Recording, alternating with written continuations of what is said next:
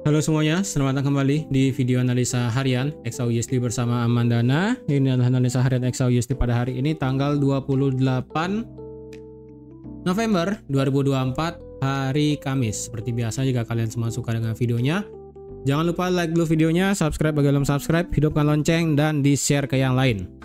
Oke? Nah, hari ini gimana nih? Ya. Jadi setelah kemarin itu marketnya sempat lari naik ya, yang dimana di sini itu saya sih marketnya bakal expect sampai 2663 sih, 2663 baru kita bisa melihat marketnya itu turun lagi. Ya, tapi ternyata marketnya itu naik sampai 2658, kemudian ada news juga gara-gara PCE ya, kemarin data PCE-nya itu bisa dikatakan positif sebenarnya buat USD.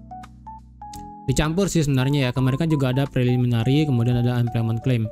Di sini sebelum news PCE itu hasilnya di sini sebenarnya mix ya. GDP-nya itu turun atau nggak flat, kemudian tingkat penganggurannya di sini turun, which is bagus, tetapi dari segi durable goods order-nya itu berkurang ya.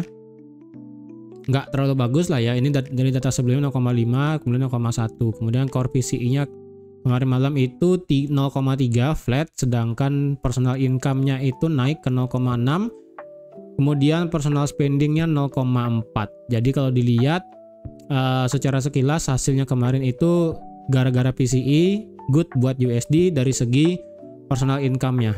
Ya, personal income-nya itu bagus 0,6 karena kalau pendapatan orang-orang naik berarti diperkirakan inflasi akan tetap ada. Jika inflasi tetap ada, maka kemungkinan cut rate nanti di bulan Desember, bulan depan, itu kemungkinan bisa ditangguhkan. Ya, karena kalau sekarang untuk hari ini kalau kita lihat dari segi Fed Rate Monitor Tool, untuk bulan depan sih di sini proyeksinya akan ada pemotongan tetap ya, dari sekarang sih surveinya 31% yang nolak tidak ada pemotongan suku bunga, dan yang 69% tetap ada potongan suku bunga. Jadi ini tetap kemungkinan akan ada pemotongan suku bunga walaupun dari walaupun dari hasil PCE kemarin itu bisa dikatakan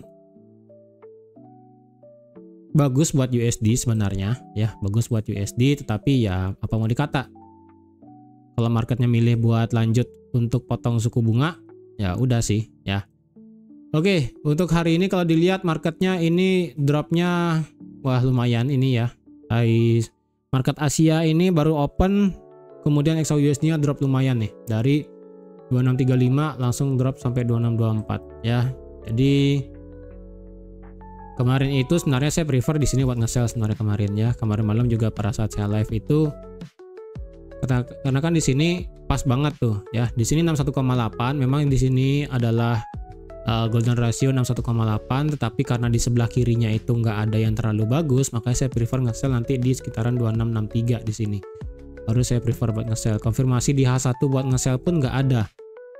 Ya, konfirmasi H1, M30 pun nggak ada kemarin buat kita nge-sell, kecuali H4 ini benar-benar engulfing sekali.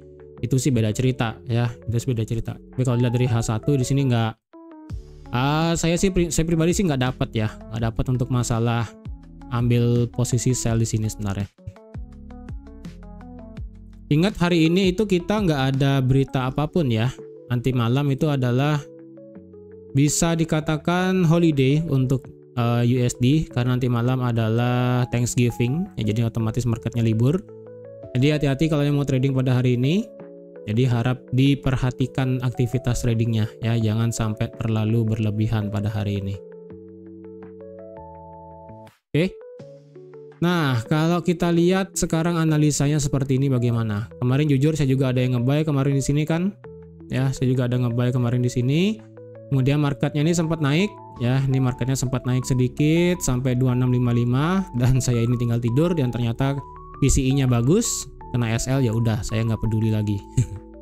Ya, untuk hari ini bagaimana? Well, untuk hari ini kita untuk target di atas, loh hilang targetnya. Targetnya hilang. Ya biarin lah ya, kita ulang dulu ya. Kita ulang. Yang pertama dari segi weekly. Oke, weekly otomatis ini sudah ngambil setengah, udah ngambil lah ya banyak.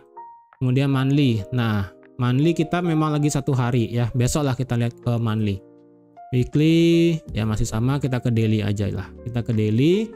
Kemudian kita lihat dari segi indikatornya. Indikator dari segi stokastiknya di sini masih flat di 50, tidak mau drop. Kemudian dari segi RSI-nya itu tidak mau di atas 50. Jadi kalau ini mau balik naik lagi, saya rasa marketnya stokastik itu harus stay di atas 50, sedangkan RSI harus cross di atas 50 baru bisa ada indikasi buat lanjut naik.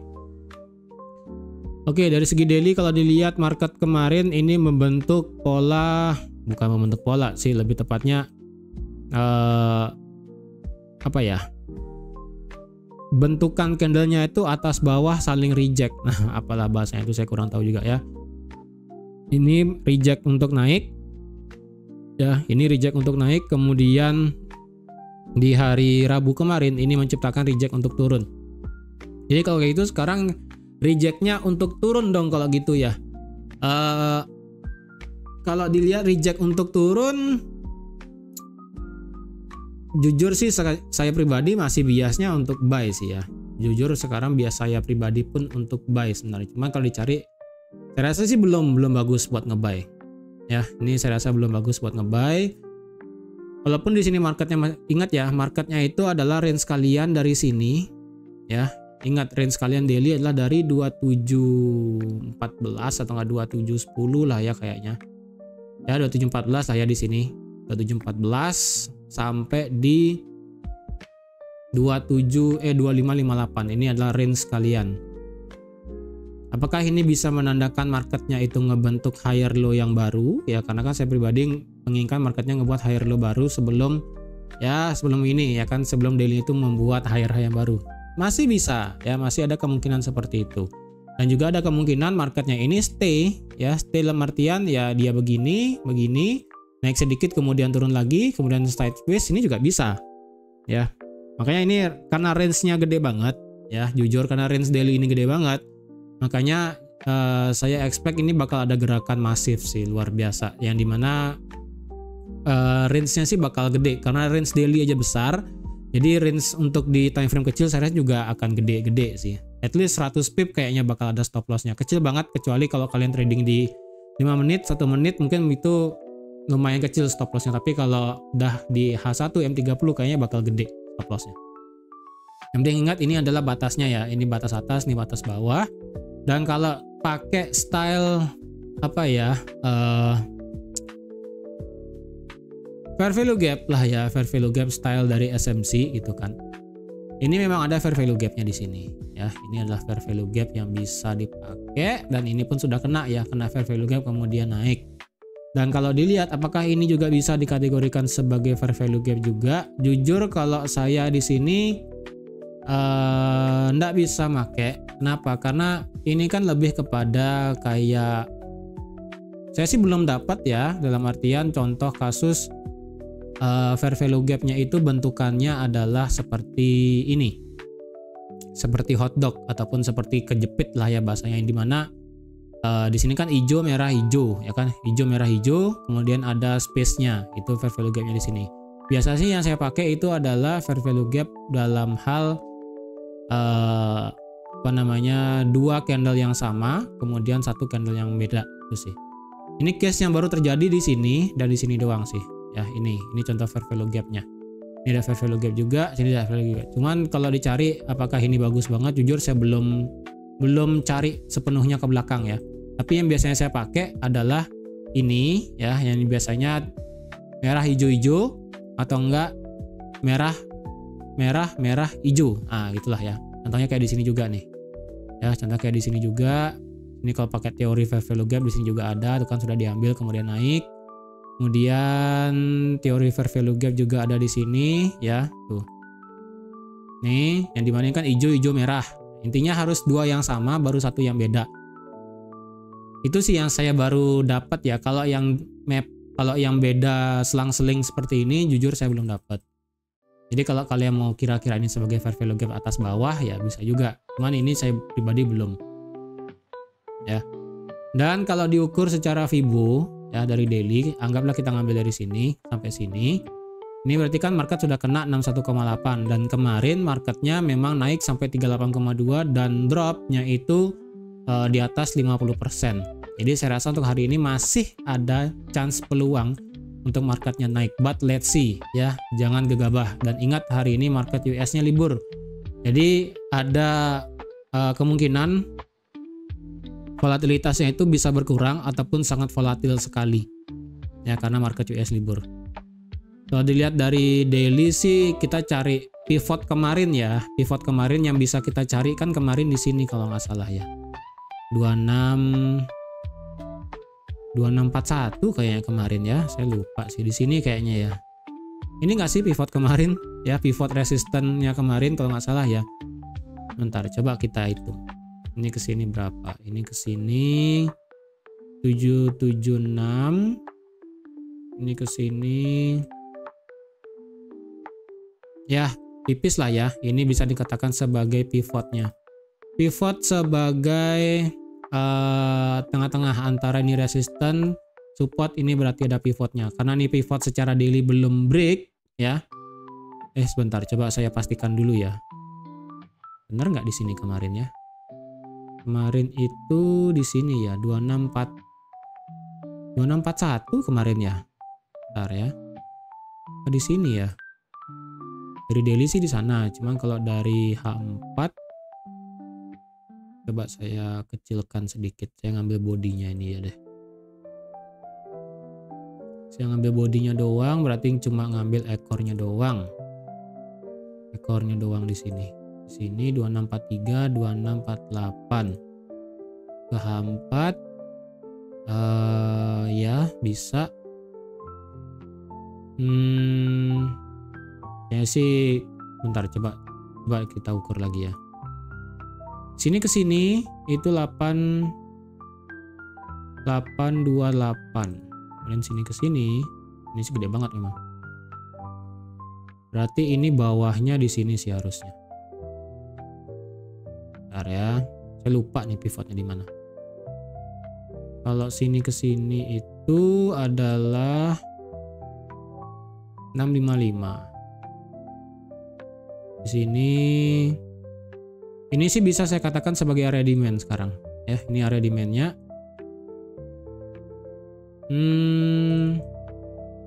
Untuk bagian atas sih sepertinya perlu agak di bawah. Kayaknya ini deh. Kita pakai ini aja ya. Coba pakai ini. Dari sini ke sini itu 780. Sini ke sini ya, inilah kita pakai ya, berarti 2637 sampai 26 agak gede sih sebenarnya. Ada ya, kita ke H4. Oh, kita pakai ini aja berarti ya. Kita pakai ini. Kita pakai satu candle bearish ini aja sebagai patokan. Nah, udah.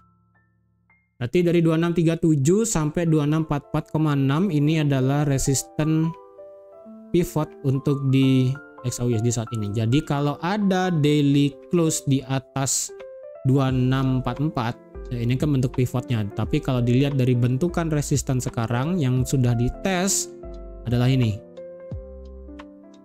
Ini kemarin. Ini sih nggak perfect banget ya. Ya inilah kita pakai ya, 2656. Ya 2656 lah, 2656 ya, 2656. Jadi nanti kalau ada daily-nya ini break naik kayak begini close-nya, walaupun marketnya tidak close di atas 2656, saya rasa ada chance marketnya itu peluang untuk bisa naik lagi. Tapi kalau selama daily-nya tidak bisa close di bawah, kalau daily tidak bisa close di atas 2644, saya rasa market untuk naik masih berat. Worst case-nya adalah marketnya bisa cenderung sideways. Nah, jadi ingat, saya rasa sih pakai 2644 aja deh. Enggak 2645 deh ya, kita pakai angka cantik aja, 2645. Atau enggak kalau pakai 2650. Kalau pakai 2650 saya rasa bisa, cuman agak sedikit mepet banget sih 2650. Kayaknya 2645 aja deh ya. Kita ke H4. Ke H4 sekarang ini marketnya itu respect di 2617 ya. Ini marketnya nge-respect 2617 berarti dari segi H4. Ini ya 2617. Ini di break, di retest dan drop, di break, di retest dan naik. Ini ditahan ya, ini ditahan sebagai support, lumayan ditahan sama market. Kalau lewat ini ngelewatin 2617 yang bisa sebagai perhentian selanjutnya adalah ini selaku area demand.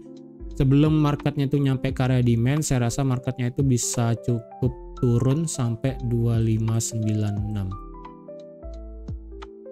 ya, sampai sinilah ya, sampai sini 2696 atau enggak sampai 2596 atau enggak 2595 sekitaran sini. 2595 sih better ya. Ini sih ada potensial area demand, cuman saya prefer harga demand bawah aja pakai. Ini saya cuma nabrak, naik sedikit, koreksi untuk lanjut turun sih. Jadi kalau ini marketnya turun ya, ngebreak ini bisa turun sampai sini, naik lagi sedikit, kemudian baru turun sampai sini, baru dia naik. Ini sih yang saya prefer kalau mau ngebuy better di bawah. Jadi di sini ada gap juga ya kan. Jadi ada yang ingat ini gap di hari Senin tanggal 18 ya kan, ada gap juga. Jadi kalau ini marketnya cenderung turun, ini marketnya bisa nutup gap di bawah sampai 2565 ya. Jadi sekarang harap diperhatikan level 2617 atau enggak 2618 deh coba ya. Masih works, masih make sense gak nih? Ya 2618 masih make sense, 2618 masih make sense. Ya 2618 masih oke, jadi tidak ada masalah. Jadi kalau ada yang mau sekiranya buy, saya rasa ini masih bisa bertahan. Untuk pivot di antara 2645 selaku daily,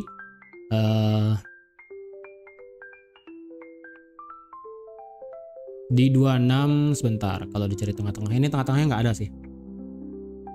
Ini tengah-tengahnya saya rasa oke. Ini 2645 ini saya delete ya, karena ini sebagai daily pivot soalnya. Jadi untuk di tengah-tengah untuk mencari resisten sekarang, jujur saya prefer sih di sini. Market tuh belum kena masalahnya loh, tuh belum kena. 2661 pun nggak kena, 2660 aja nggak kena. Ya tuh 2660 aja nggak kena, ini sampai 2658, berarti marketnya ini berarti ya lebih prefer ngambil ini, dia ngambil support become resistance yang mental banget ini ya, benar-benar yang mental banget. Padahal kalau kita lihat ke kiri itu kurang bagus bentukannya ya, namanya juga market ya kan, kita pengen marketnya itu perfect ya, kadang nggak dikasih ya kan, namanya juga kita cuma bisa menganalisa, marketnya menentukan.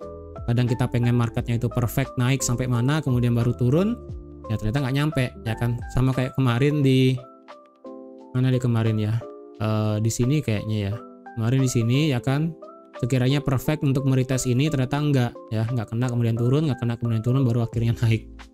Nah, untuk sekarang sih di sini jujur kalau diukur menggunakan Fibo ya, dari paling bawah sampai sini, ini sih marketnya sudah melewati 61,8, dropnya lumayan ini ya.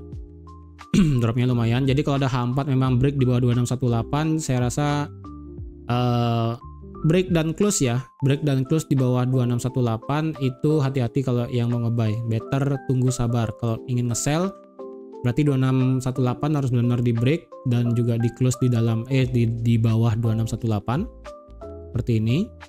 Contoh paling gampang lah seperti ini ya, ketahan 2618, ketahan dan break ya. Breaknya itu misalnya kalau terlalu jauh seperti ini kalian instant sell bisa, tapi masalahnya kalau kayak di sini ya kan, instant sell di sini stop lossnya jauh, tapi memang marketnya turun. Jadi kalau bisa, kalau marketnya ini terlalu besar dropnya seperti ini, better sih close-nya seperti ini ya. Close-nya itu di 2613, 2614 atau enggak 2612 lah ya. Itu udah paling bagus kalau ambil sell nanti. Kalau mau ambil sell. Oke. Kalau terlalu panjang seperti ini sampai di 2608, better menunggu skenario market itu retest 2618 lagi untuk bisa nge-sell. Kalau nge-buy gimana? Berarti kalau sudah di bawah 2618 jangan di-buy. Ya, jangan di-buy. Ini ada potensial nge-buy nggak? Di H4 sih nggak ada demand untuk sekarang ya. Di H4 sih nggak ada demand untuk sekarang, tapi kalau dicari resisten tengah-tengahnya sih better sih di sini sih juga nggak bisa ya. Ini nggak ada resisten bagus sih sebenarnya. Coba kita ke H1 deh ya. Di H1 sih marketnya di sini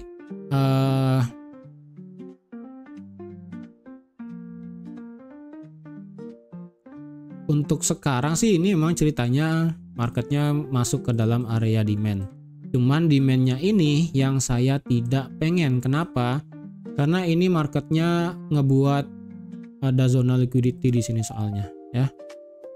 Di sini namanya zona liquid di sini. Ini zona liquidity di sini soalnya. Ini marketnya sudah ngambil level 1, nanti kalau sudah masuk level 1 dan naik dan turun lagi ya, berarti turunnya di bawah 2618 nih bisa ngebabat semua berarti. Ngebabat sampai 2605. Ini saya problemnya. Jadi kalau ada yang mau nge-buy sih ini kesempatan terakhir sebenarnya. Ya, ini kesempatan terakhir. Kalau stop loss dicari ya rada berat memang ya. Karena ini kan gede banget range-nya nih. Sekarang aja kalau di bawah sampai di sini ya, di bawah 2618 itu 62 pip. Kalau dicari paling bawah di sini, di bawah ini itu sampai 116 pip. Lumayan. Tapi kalau lihat ini sih belum ada tanda-tanda bakal bisa naik untuk sekarang. Kalau dilihat dari segi H1 yang bisa dipakai menjadi support become resistant adalah di sini. Ya, 2633. Ini sih nggak perfect banget, cuman ya oke lah, ini bisa dipakai ini. 2634 ya, 2634. 2634 selaku resistant become supportnya. Ini sih belum dites ya. Jadi kalau marketnya nanti naik sampai 2634 dan terjadi pembalikan lagi, kalian bisa nge-sell di sini. Ya, jadi kalau ini marketnya naik sampai sini dan terjadi pembalikan dan justru pembalikannya gede, ini kalian bisa nge-sell target 2618 atau enggak target sampai ngabisin liquidity sampai 2609 2608. Untuk stop lossnya mungkin kira-kira seperti ini ya. Jadi kalau misalnya nggak dapat nge-sellnya di 2631, stop lossnya di atas ini, di atas candle hijau H1 di sini. Ya, di atas ini. Berarti di atas 2638 ya. Berarti di 2639 2640. Itu pun kalau nge-sell-nya di 2631. Ya, tapi kalau nanti nge-sell-nya itu di 2627, wah berat sih. Berat jujur.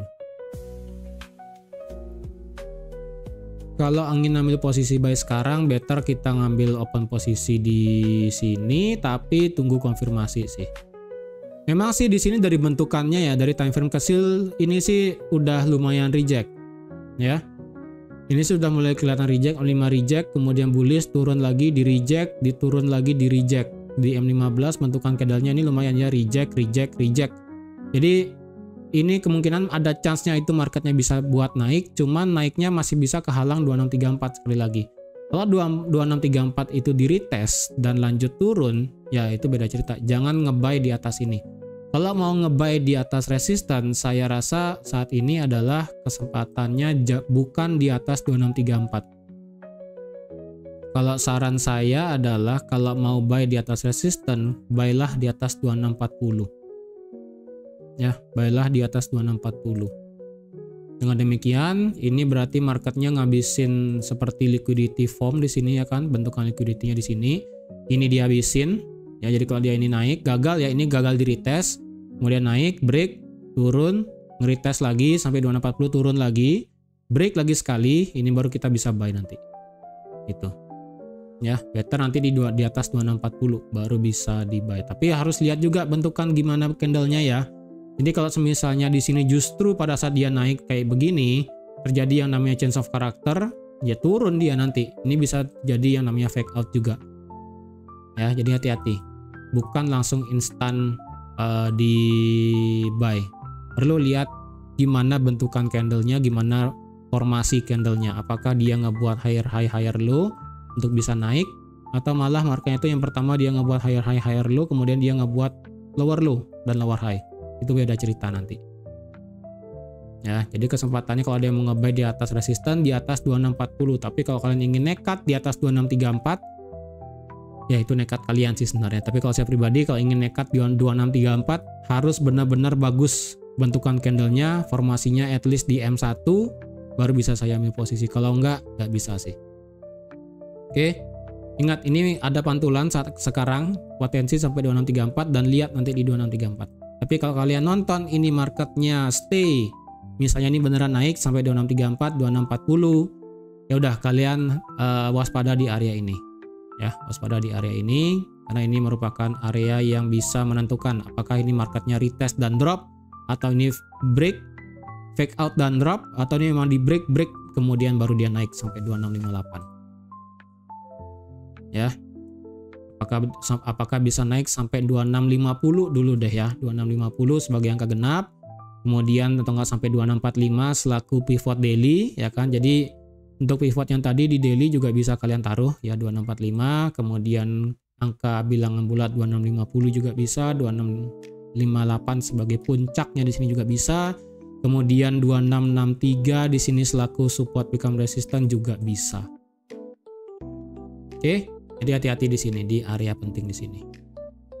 Jadi saya rasa sekian dulu ya untuk analisa XAUUSD pada hari ini. Terima kasih sudah nonton video sampai habis. Terima kasih juga sudah like, share, dan subscribe seperti biasa. Dan sekali lagi, ingat nanti malam market US libur. Jadi kalau kalian ada open posisi dan sekiranya malamnya nggak close, ya hati-hati. Atau kalian ingin trading di malam hari juga hati-hati karena intinya nanti malam itu Amerika libur. Oke, sekian dulu dan sampai jumpa lagi di analisa harian XAUUSD selanjutnya. Bye-bye.